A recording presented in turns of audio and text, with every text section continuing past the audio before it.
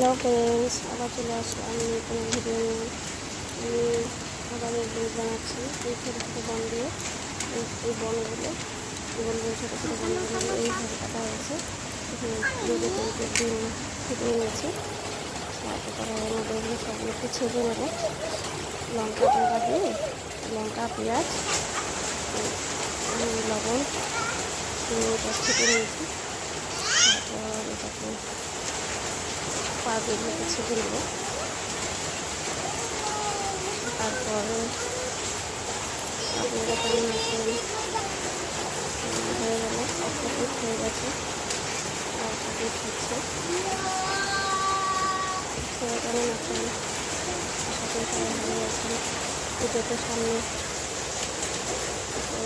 পরে আমাদের সেগুলো নামানোর পরে আমাদের চাল দেওয়ার পরে ব্রেডগুলো ডিমের মধ্যেই ফাটানো ডিমের মধ্যেই ভিজিয়ে একটা সাড়ে করতে সব কিছুই পড়বে আর কি ডিমের মধ্যে।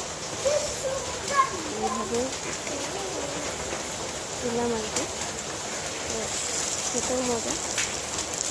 তো এইভাবে একটা বানিয়ে দেখুন, ভালো লাগবে। তো কমেন্টে জানাবেন কারা কারা পুজোর ড্রেস নেওয়া হয়ে গেছে আর কোথায় বা যাচ্ছেন পুজোতে ঘুরতে।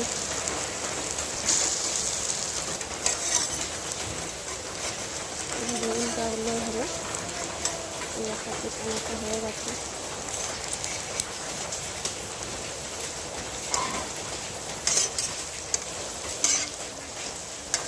পুজোয় অনেক মজা হবে, অনেক খাওয়া দাওয়া হবে।